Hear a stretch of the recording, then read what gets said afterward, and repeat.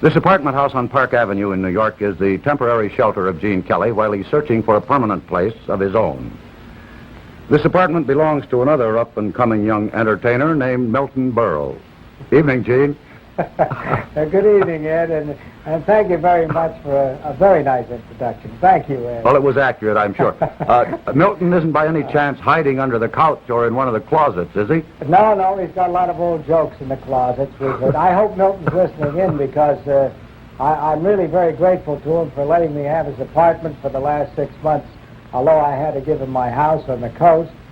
And we made a trade, you see. The only trouble was they started digging up the road outside my house and tearing down the house next door, and poor Milton had to move out, and here I am in his apartment, filling it with a lot of my souvenirs and things that I brought to New York while I'm looking for a place to stay for good. Have you heard from Milton lately?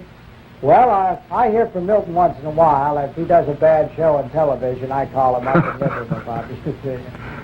Gene, how does it feel to be back on Broadway? Well, actually, it's been a wonderful experience, mainly because I worked with wonderful people, and I guess mainly because we have a hit show, the Flower Drum Song, plug. That helps, doesn't it?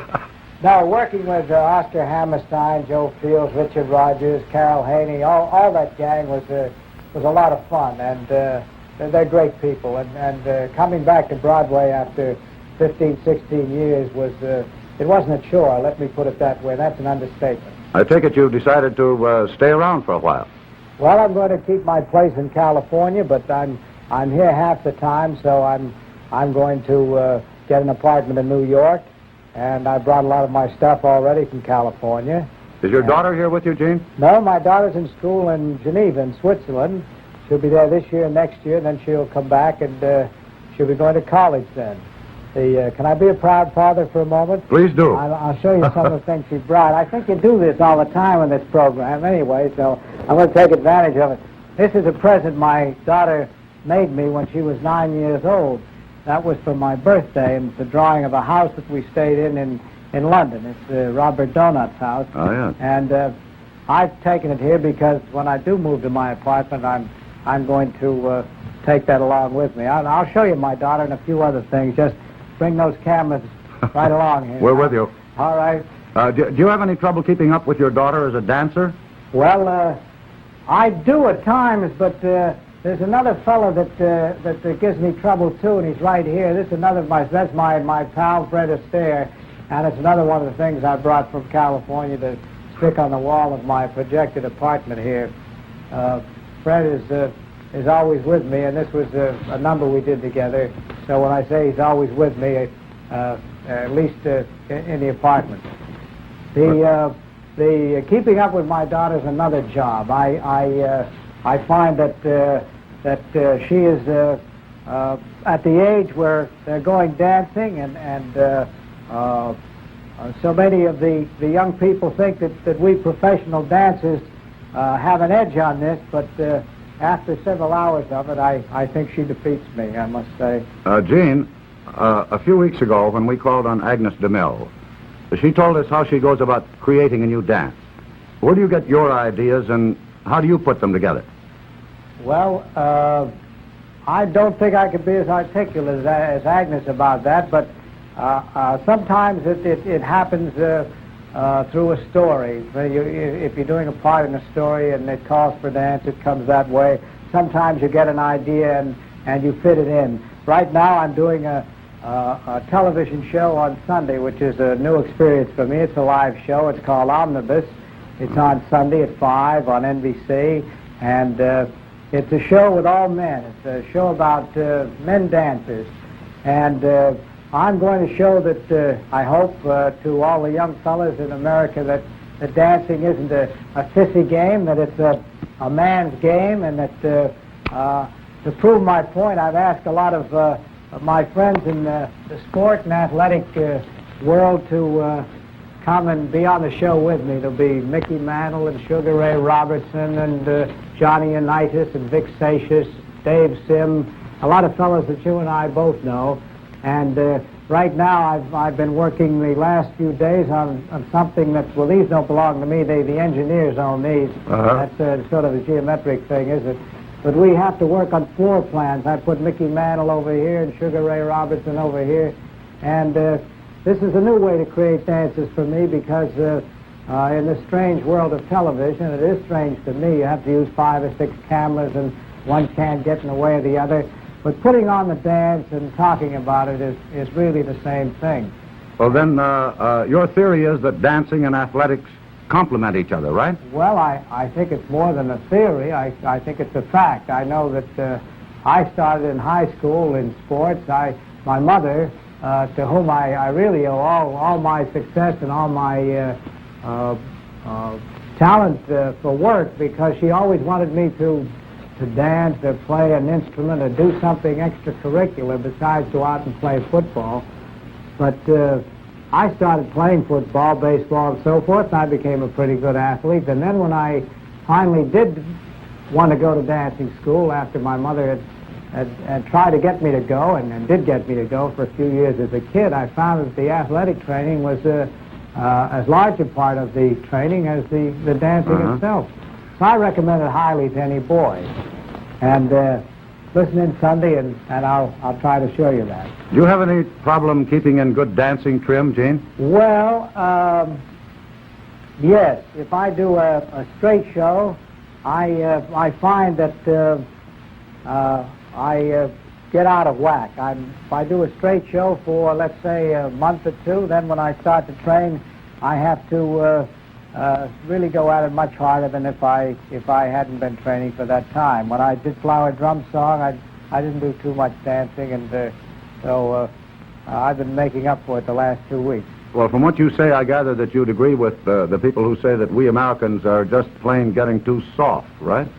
Yes, I do. I think that we should have done more about the physical fitness program of President Eisenhower. A couple of years ago, he had great talks about going ahead with something nationally. We never did. Over 30 men don't take enough care of themselves, including myself. We all let ourselves go. Too true, unfortunately. Yep. Gene, you seem to get involved in just about every kind of job there is in show business. This doesn't leave you much time for other interests, does it?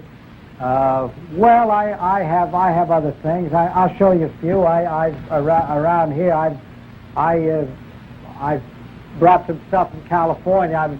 Well, here, this isn't anything much. It's a poster. I paid, I think, $1.50 for it, but I dropped some paint on it while I was painting the outside of my house. It became a family joke, so I kept it. But these I'm very proud of, and I brought them along with me. They're African dance masks, and they're going to go in my New York apartment. And as a matter of fact, I got them from Billy Pearson, the jockey, who found them in a collection in Paris. And they're really wonderful masks. I could go on and on about those, but I won't. Gene, Gene, as one essentially devoted to the arts, how are you at the other end of the ladder when it comes to business dealing? Well, can I use the word lousy? No, I'm pretty much bored with business dealings, I must confess. I don't sneer at money. I like to get paid well, but sitting in on a business deal or trying to wangle something I find I'm not good at. I also find that I admire people who are good at it. I know fellows I went to school with, some of them are lawyers or businessmen or bankers and doing very well. And I look with admiration on the businessman who does a good job as much as I do on the artist. However, I wouldn't or couldn't be one for the world.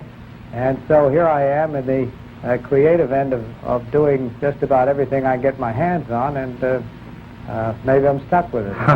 But you had some experience in other fields before you made a living as a dancer, didn't you?